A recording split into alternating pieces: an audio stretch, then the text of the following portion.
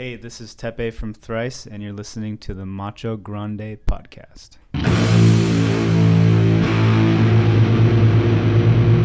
Today's podcast is brought to you by Audible.com. Get a free audiobook download at www.audibletrial.com/Macho Grande. Over 100,000 titles to choose from for your iPhone, Android, Kindle, or MP3 player.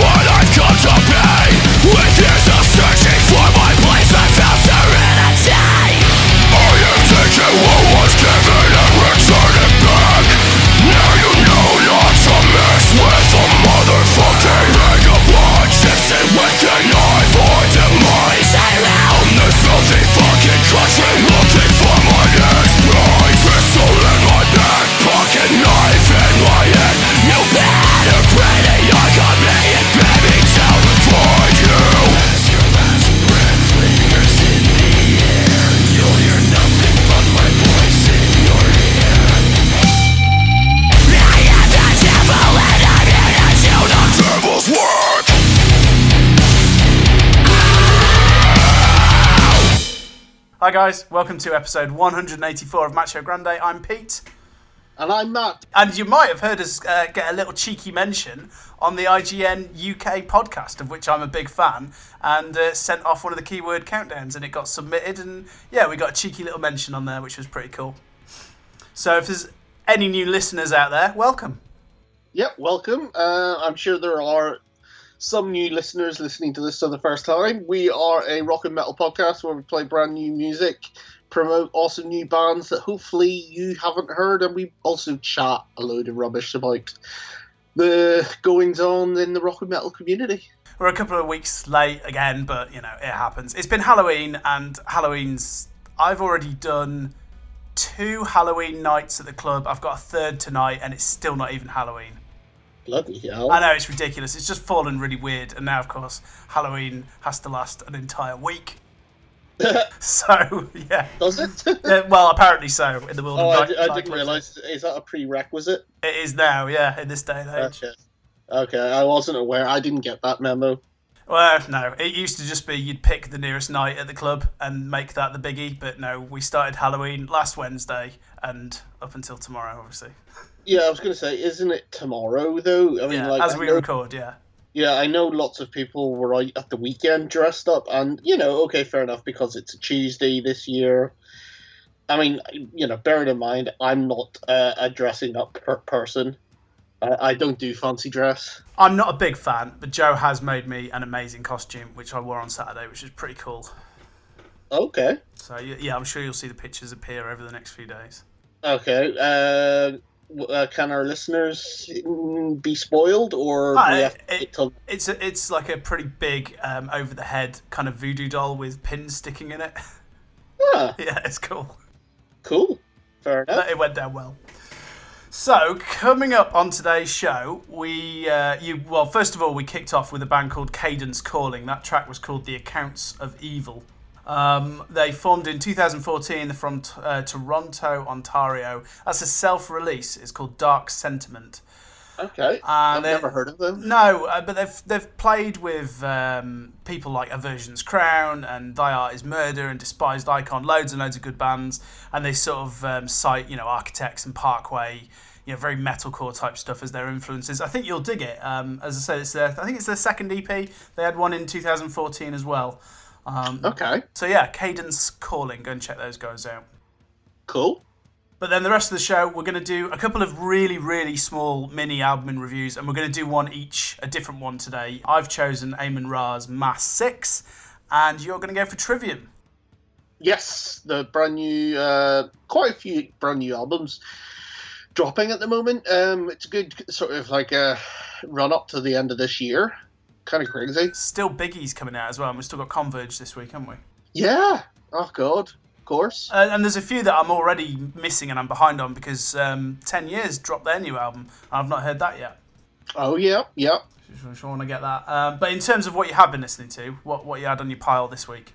Well, I've only sort of gone through a quick blast of the new... Well, Death of Vanet have kind of done a re-release, reworking of the recent album. So it's like they've done this before on... Fools and Worthless Liars album. They did like a remix or re-recorded version where they did the sort of the opposite. So if it was a heavy rock song, they did an acoustic folk version, or like a ambient version. Or if it was an acoustic version on the album, then they did a sort of rock version of it on this alternative.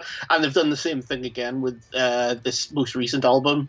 Which, again, I've only gone through it the once, but I really do like that album itself. So I'm looking forward to hearing these reworkings of the song. I don't see that, it's not necessarily something that is important to do, but I suppose it would have been interesting to have it released up in one go. But, they've sort of staggered this sort of release of the same album. Anyway, the new Quicksand album, Interiors. I've had a blast through that, liking what I hear. Yeah, there's some good stuff on there. What else have I been listening to? I tried getting through the new We Came as Romans. Oh, I've not heard that yet. I just don't know. I don't know. I mean, I went off them a bit on the last one. Like, there's some really good moments on it, and then there's moments on it where I feel similar to how I felt when listening through the Ocean's 8 Alaska album, where it was just like, I don't get this.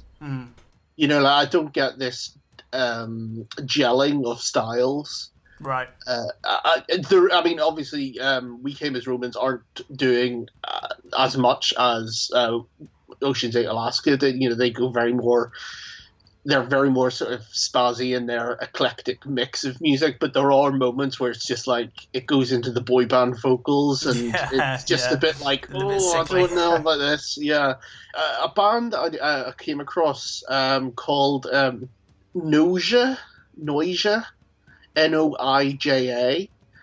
They've released a new album called Colorblind. And I've had that on quite a bit. Like, I don't know anything about them. I just got hold of this album because it was a new release. And the cover is pretty cool. The listeners, Colorblind. Yeah, I did get that. yeah, I've not listened to it. it's pretty good. There's some really good tracks on there. Yeah, that front cover's ace. Yeah, and the music's not bad, especially whenever, like, because I got that at the same time as The Week Came as Romans, and this is the one that I was stuck with. It was like, there's a similar vibe, but this has a better this is more me.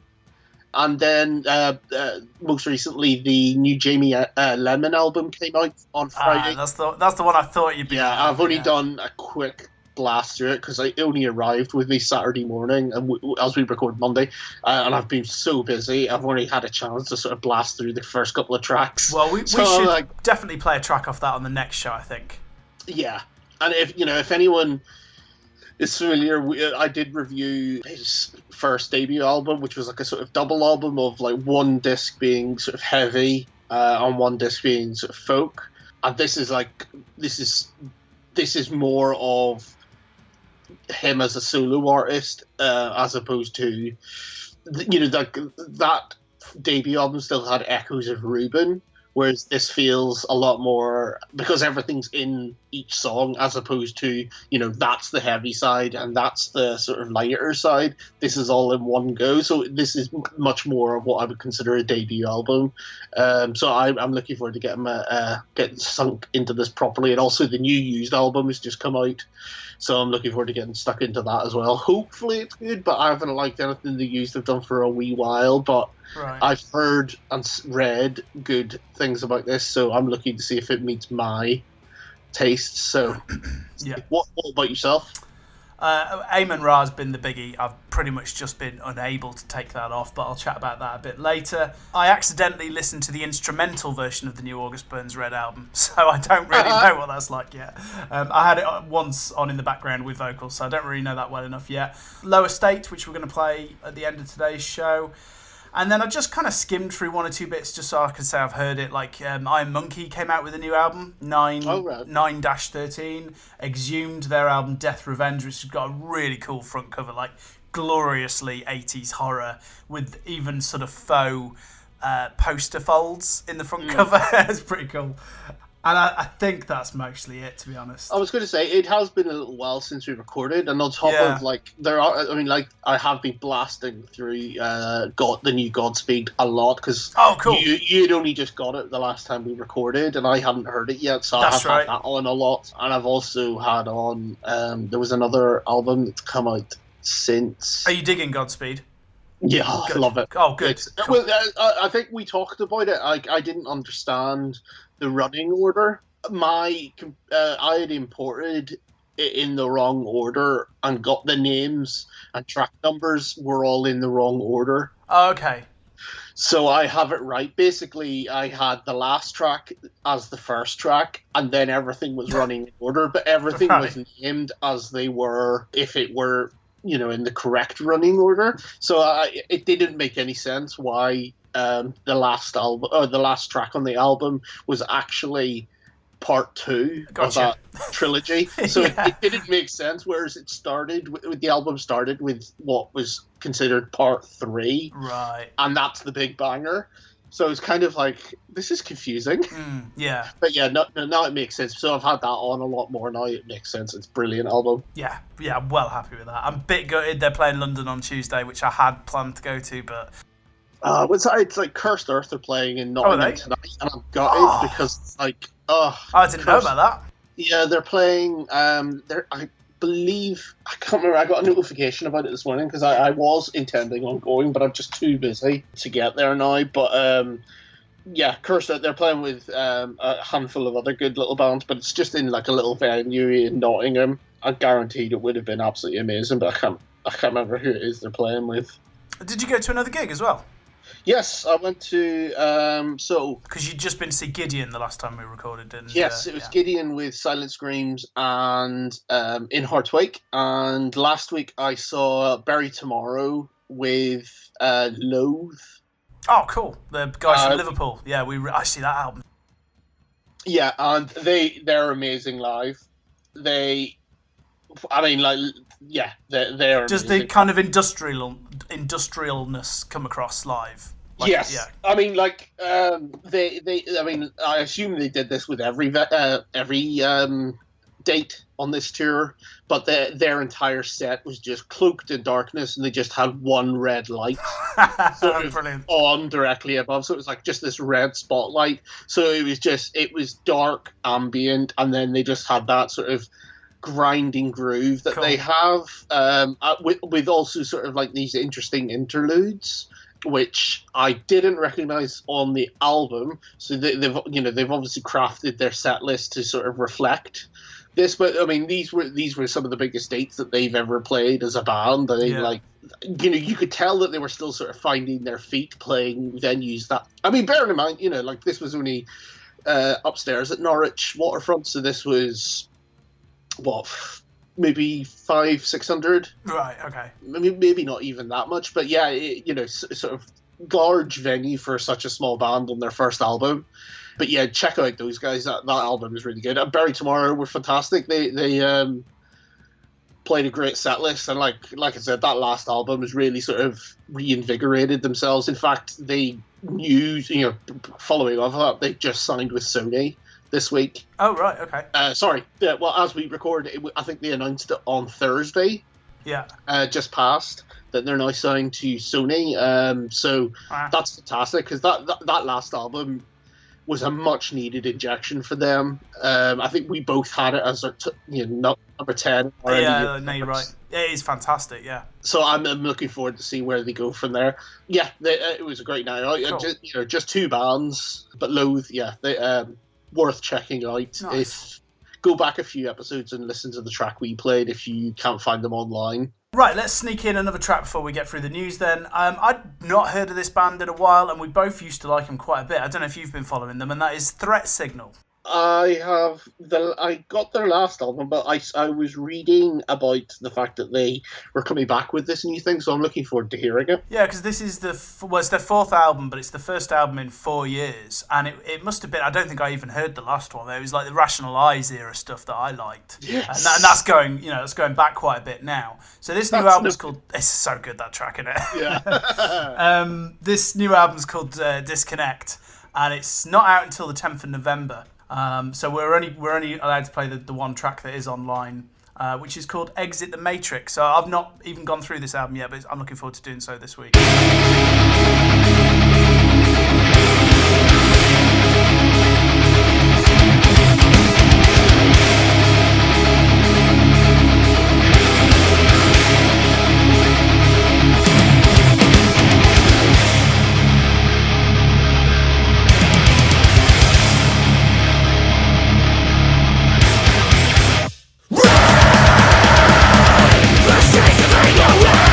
Disregard, there's no passion, disengage, we're walking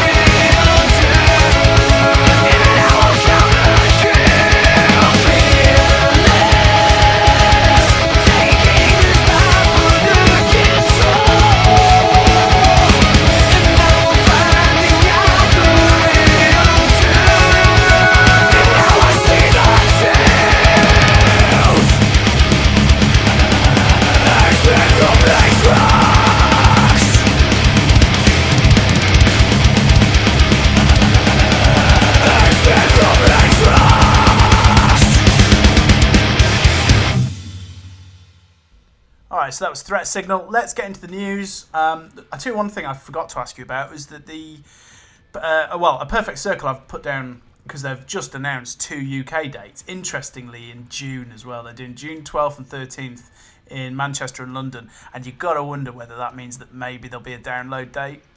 Oh, I would hope so. You'd think. I mean, I was kind of hoping for Tool next year at download. But if they're doing Manchester and London on the 12th and the 13th, you've got to think. Yeah, I mean, like, I'd be surprised if... Because they could easily be a second stage headliner. Yeah, definitely. And if they're not on a second stage headliner, then you'd be wanting them quite high up. Yeah, you would want I couldn't imagine them lower than third on the main stage. I mean, and you would have to have someone particularly big on the main stage to push them down to third. So, I could see them, maybe if Bring Me the Horizon are headlining, I could see Perfect Circle into that.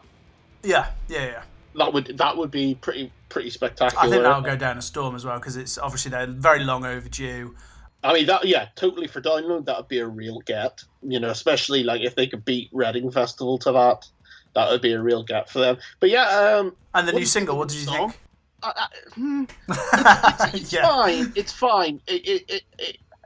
What annoys me is that it's clearly a track that will fit better in an album. Yeah. It doesn't feel like a single to me. Like, it isn't.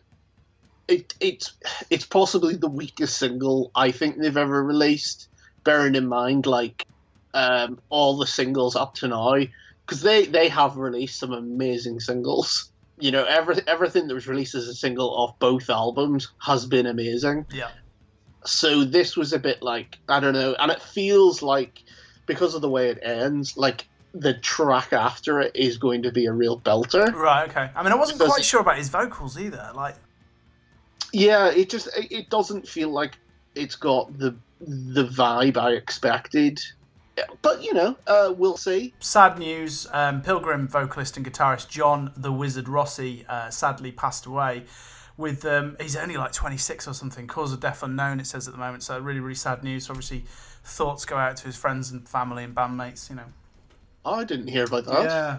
And the kind of weird one that I'd put down was Jordan Buckley of Every Time I Die is apparently facing a lawsuit for allegedly injuring somebody at a show recently. Yeah, I did see that. I mean, again, it's another one of those. Well, I mean, at least it's not. Well, I don't know the instances of what's happened, but I mean, on the surface, it's not like he's been arrested getting out of the airport, similar to Randy Blythe. No, nothing like that. But she's basically saying she suffered concussion and neck fracture after he jumped without giving warning. Which, I mean, like, okay, but at the same time, like, for example, like, you go to these sorts of gigs and you expect these kind of things. You go to an Every Time I Die gig and you expect this kind of, like, jumping into the crowd, going mental. I mean, bear in mind, like, Jordan, like, drop kicking, the, cry kicking a phone out of people's hands and things like that.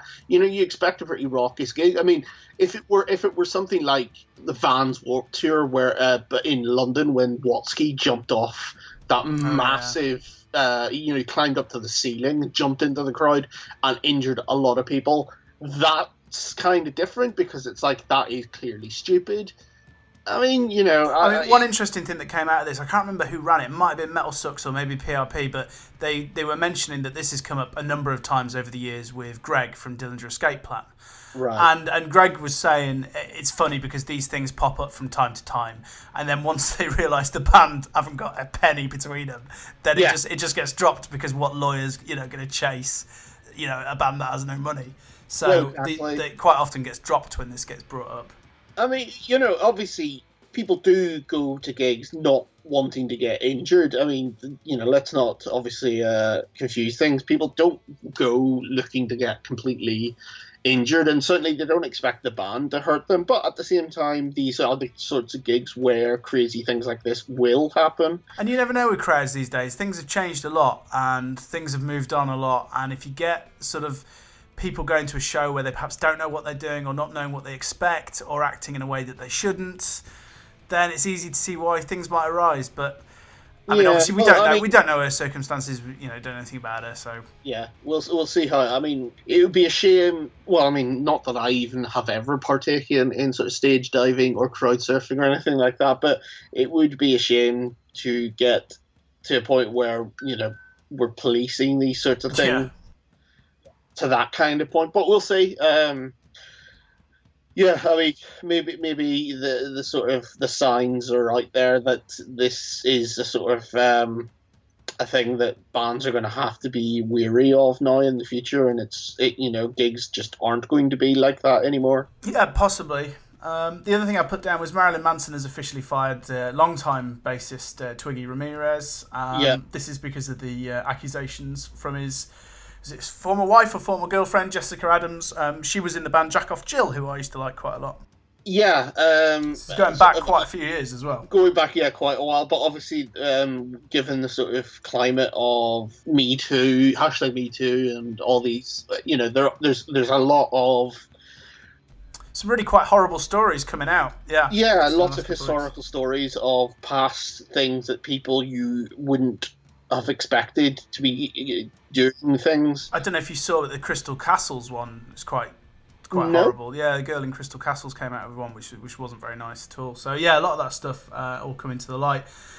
So obviously not really going to go into that because we don't know any of the ins and outs of that. So no, but obviously Marilyn Manson has acted first by removing him from the band. So that's what we're reporting on. Obviously, following on from that, formal decapitated have been formally charged.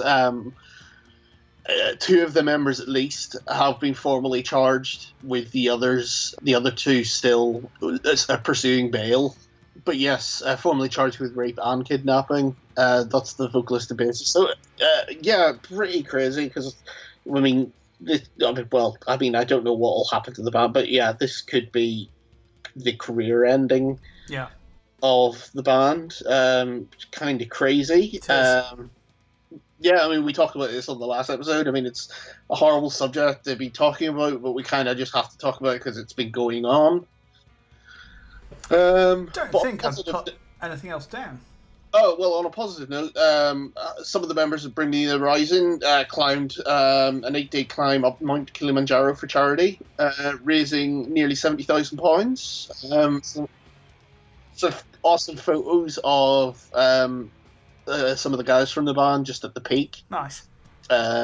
Which is pretty crazy. It's not something I could or do, but pretty crazy achievement. So that's a nice positive story at least. Well, let's end on that then. Okay. Oh no, and I was going to say, did you see the news coming out over the weekend? Austin from Of Mice and Men saying he's bitter towards the band removing him. I don't like him very much, so I was just kind of ignoring him. Yeah, I just thought it was interesting because it was like, well, I mean, like, they were waiting around for him, and he has his own health issues, which, come on, dude, like, your doctor's telling you could die if you are sort of putting your body through touring and screaming and, but at the end of the day, there's also the career of the rest of the guys. Yeah, absolutely. And they've been doing it for a long time now as well. So yeah, so I don't know. It was just kind of funny that it's like, oh, and now he's sort of like coming out. It's like, okay. So yeah, sorry, I brought it down a little bit. Yeah, you've just taken it the other way again now, haven't you? Yeah, I apologise. On a positive note, did you see the cool live video from the Dillinger final shows? No, I forgot that had even happened. Live video for Limerent Death single. Oh, cool. Okay. Which is mental. Oh, I need to go and find that. I'm also very intrigued to see if there's any coverage of the support band Daughters. Oh, okay. Yep. So, there you go. Onwards and upwards. Let's get this bad taste of our mouth and play some new music, shall we? Yeah, so we're going to... Do you want to go first or shall I go first? We're going to do either Trivium or Amenra. Yes. That'll be me then. Okay. So, Amenra have been around since 1999 or 2000. No, 1999. They're a Belgian band, and I actually don't know much about them up until Mass 5 was the first album I heard. This new album is called Mass 6. All their albums are called, Mass 1 to 6. Apart from, weirdly, and I don't know what the story is behind it, but Mass 2 is Mass 2 Sermons. But all the others are just Mass 1, Mass 3, Mass 4. And we're now on Mass 6.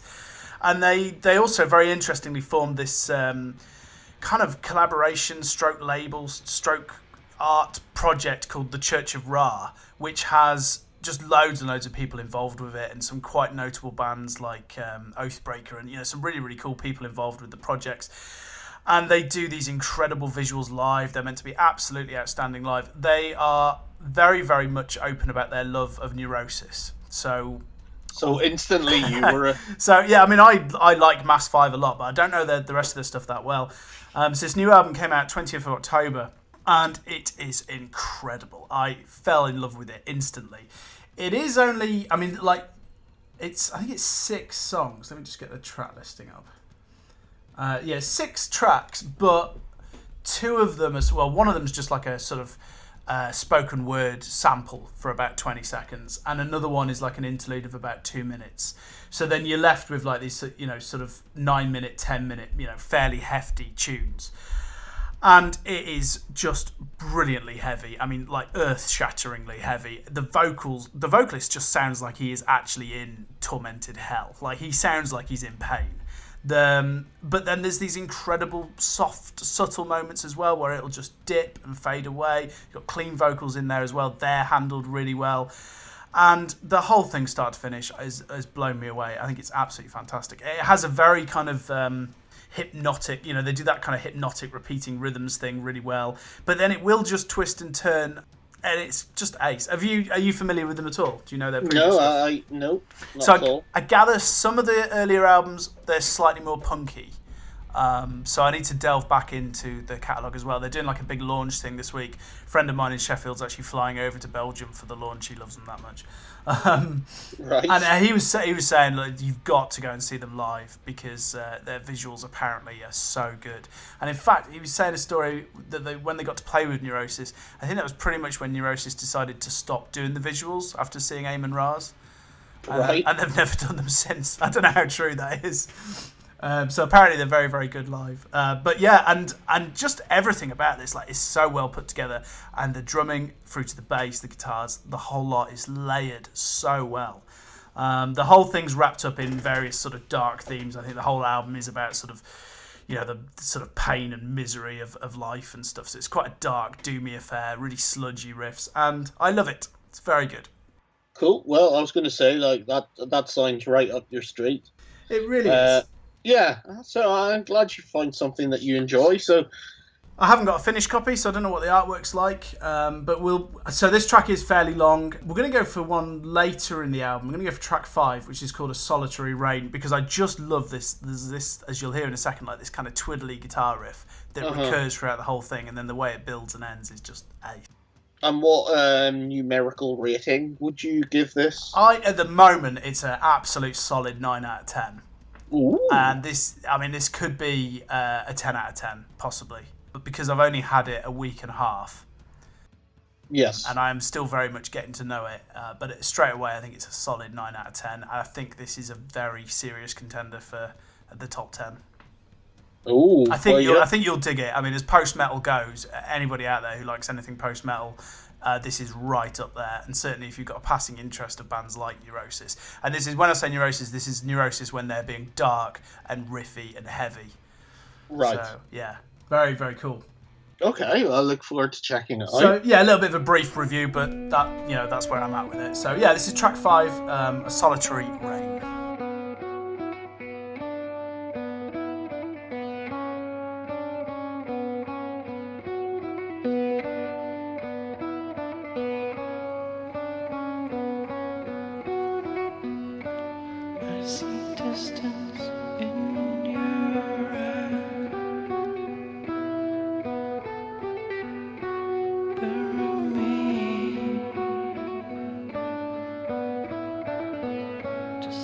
Tonight, you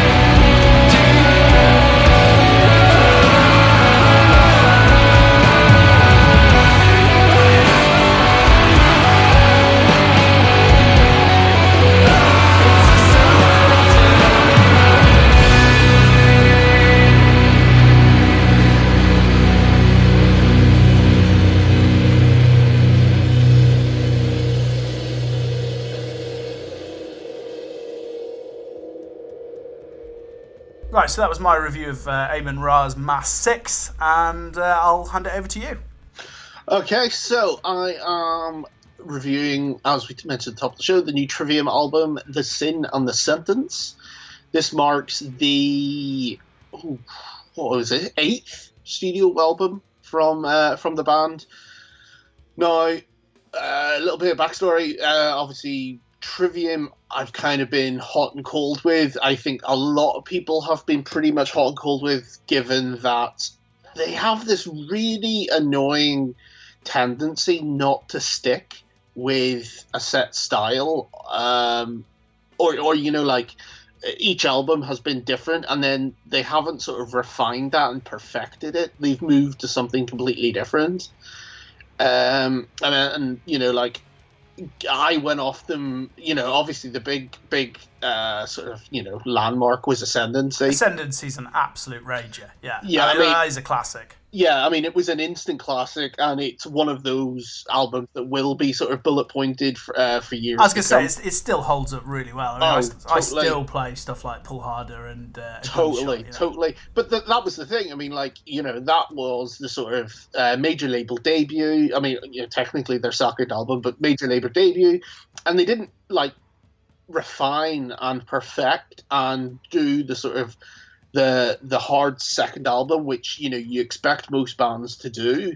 They went off and did something completely different and did the Crusade, which was I remember that reading stories about and this is our sort of tribute to thrash, and this is our Metallica. tribute to Metallica, and this is they stopped screaming, and let's not forget Matt Heafy was 19 or something on that album, so they were a young band, but they've just sort of had a massive amount of success thrust on them on the back of that album, and I think they toured that album around the UK sort of 5 or 6 times, because I remember seeing them at Rock City when it was $6.50 a ticket or £8 a ticket, and then by the time they were on the last leg of that tour, they were doing upstairs Rock City. It was £18.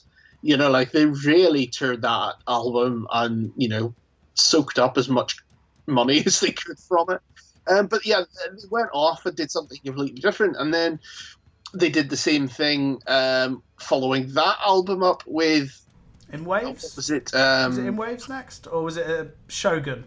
Shogun, yeah, that was 2008. which again was sort of infusing a bit more screams and so on. Anyway, okay, so 2011, In Waves was probably the first album that they had released in a few years that had brought me back to them a little bit.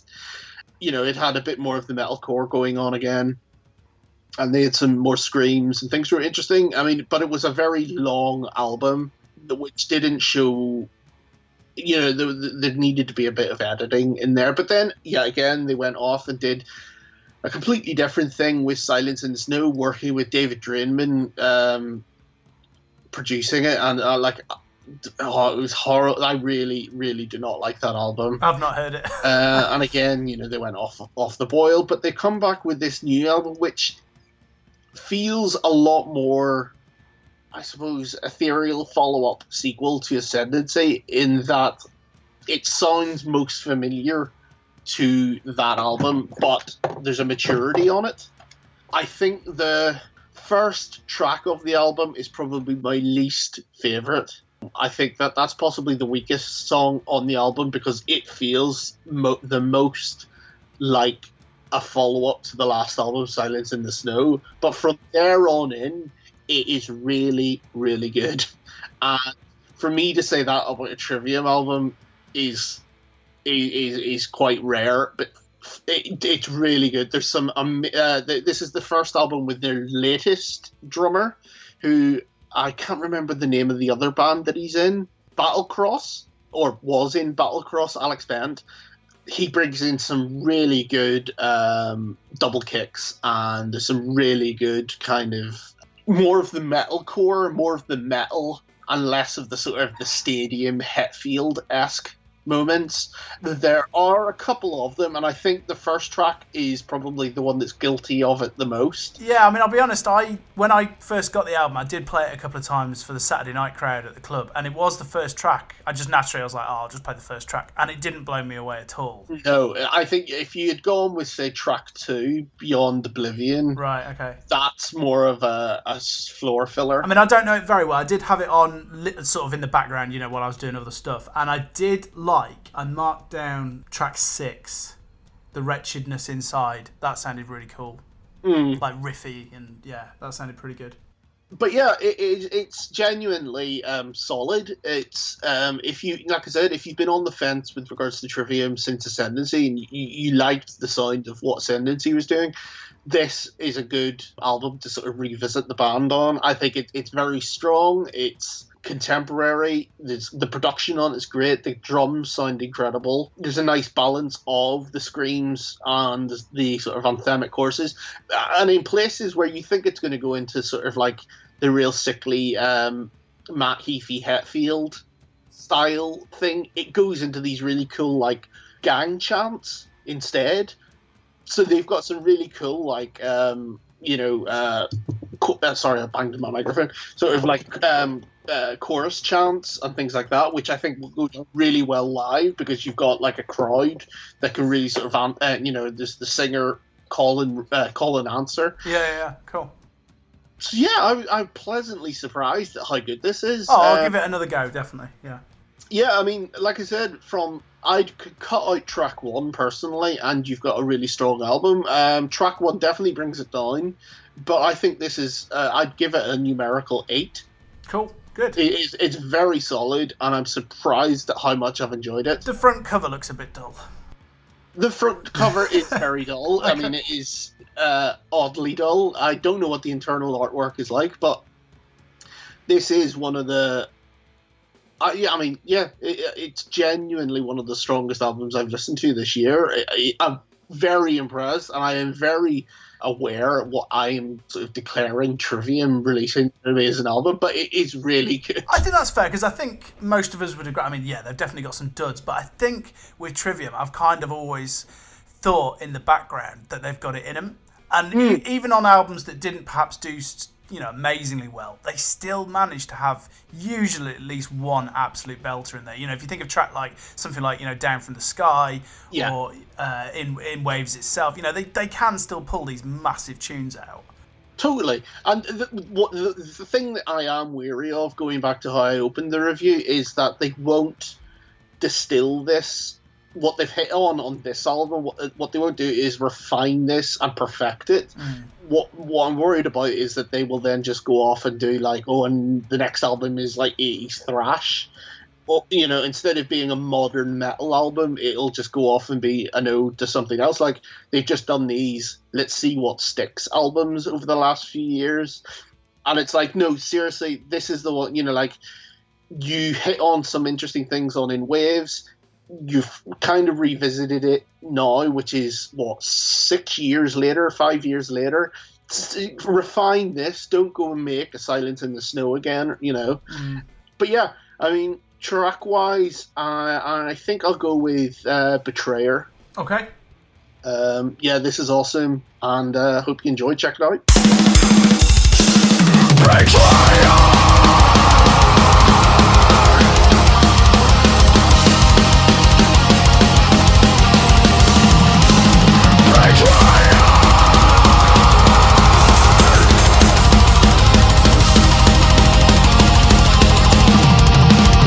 I see betrayer.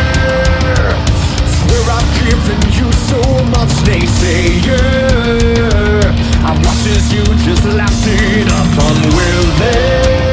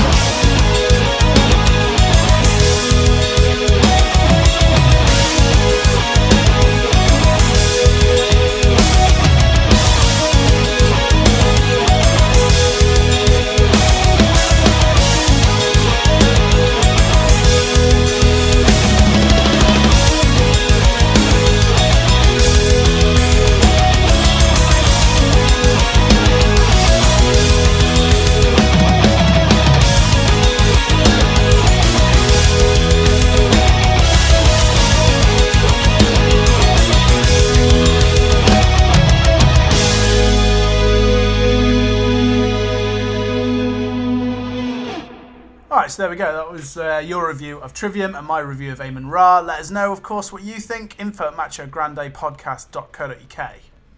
And if we have got any new listeners in the last couple of weeks, if you've got 2 minutes spare to leave us a review on iTunes, that would mean a lot. That'd be really cool. Yep, tell a friend. If that's too much effort, just actually vocalize it and tell a friend about the podcast, or steal their phone and hit subscribe on their podcast app. Do something like that. Anything like that would be amazing. Or retweet us on Twitter or something. And Twitter handle, by the way, @MachoGrandePod. I had to remind you of that the other day, so it's best remind our listeners as well, @MachoGrandePod. You can find us on Facebook, facebook.com/MachoGrandePodcast, and Pete is on Instagram, and we're also on other things. But yes, please subscribe and check out the back catalogue, because we've mentioned some awesome bands which I think are going to feature in our end of year show, so it's worth going back and listening to some of this year's episodes. Yeah, I think we're going to have a couple more reviews because there's so much stuff, and then I'd quite like before Christmas to dig out one or two, like we used to do the MIA section or the A to Z of MIA. Yeah, find a few blasts from the past before the end of the year as well, and dig out a few oldies, I reckon. Yes. Right, quick bit of film chat. I have just finished season 2 of Stranger Things. Oh, you fucker. You blasted through that. Yeah, well, 10 episodes. It's a very compelling watch. It is. I'm episode 3, and I loved every second so far. I mean, as soon as I saw that trailer at the arcade, I was sold. Yeah. Well, I'm already, I'm sort of like halfway through watching it for the second time, because I watched it all Saturday and then started watching it again yesterday, just to sort of like let it all sink in, because you do just kind of blast through it and then... Yeah. Well, I rewatched one not last week but the week before, and still really, really enjoyed it. In fact, they're bringing out a Blu-ray. Have you seen it in the US? I don't think it's out here yet. The VHS. Blu-ray in the shape of a VHS, and it looks ace. Yeah, it's a fantastic little case, limited edition, because obviously it's on Netflix anyway. Yeah. But yeah, great season. For anyone that hasn't checked it out, I don't know where you've been living or why you're not on the hype train, but check out Stranger Things. It's very, very cool. Yeah, it's great. I watched a Netflix film that was utter pants. It was called Gerald's Game, which is based on a Stephen King film. I don't recommend it at all. Okay. Started off okay, but yeah, it's terrible. Never heard of it, but fair enough. It does not surprise me. I watched the original Blade Runner in preparation for going to the cinema, and then I ended up not going to the cinema. But I still really enjoyed rewatching Blade Runner because, Okay, well, make sure you get to watch the new one, because I think it's one of the best sci-fi films I've seen in a long time. I can't wait, although I think it probably is just going to be a Blu-ray purchase. Yeah. No, what I did really enjoy, though, and I can't recommend this enough, although it is probably not going to be for everybody, is A Ghost Story. Did you see that? No. It's a very odd, slow, sad film that I loved, and genuine like goosebumps in a couple of places. Okay. So well worth a watch. I thought it was really cool. Yeah. But I won't there isn't that much to the story, and I don't want to spoil anything, but it's very, very sad. But it's really cool, quite thought-provoking, but it is quite slow. So it's not going to be. I wouldn't say it's not art house, but it's definitely not going to be for everybody. So okay, well that does sum up our tastes most of the time. Anyway, I saw Thor Ragnarok twice this week. I've heard good things about that. It's meant to be really funny, isn't it? It is very funny. It is. I mean, it's possibly the best comedy Marvel's released, and that's the thing. I mean, that's the interesting thing Marvel are doing with their films now, is that they're superhero franchises, but they're doing different things with it. They'll be doing a spy movie, a 1970s spy movie with it, or they'll do it into sort of a big action romp, or they'll do the comedy movie, or So going in tonally, did you know it was going to be that kind of thing? Yes. Oh, okay, right. Because obviously neither. I mean, there is humour in the first two Thor films. Yeah, but I mean, the thing is, if you know anything about the writer-director Taika Waititi, big fan. Everything he's done previous is all New Zealand comedies, or, like be it dark comedies, Hunt for the Wilder People or What We Do in the Shadows. Both incredible films if you've not seen them. Yeah, very, very funny. And, you just knew, like, okay, there's going to be the big sort of action set pieces because that's, the comic books. Yeah. But it's built around the sort of character-driven comedy that he does, where it is the sort of slightly improvised situation comedy, and it's not like US sense of humor. It's a very funny Australian, New Zealand, British sense of humor. Cool. And there's some characters in it and there's some moments in it. You basically, you will not be disappointed. It is very, very funny. Yeah, I will watch that, definitely. Definitely the funniest film that Marvel's released. Very good. Yes. I think that's it for me. Okay, I was going to say there were other things I've seen recently, but I can't think what. Oh yes, Mindhunters. I watched it. And this is David Fincher on Netflix, isn't it? Yes, well, he, back to his sort of favorite genre of crime and detective investigation kind of series. Like you don't get someone who's done like. Zodiac, Seven. I was going to say Seven as well. Yeah. Yeah, like he loves this sort of the procedural kind of Yeah, the procedural. The remake of Girl with the Dragon Tattoo, and so on. But yeah, Have you finished it? I've heard good things. I have. I'm looking forward to more because it's only 10 episodes. But essentially, it's based on the backstory of the FBI Criminal Behaviors Unit and how they sort of established themselves in the mid to late 70s.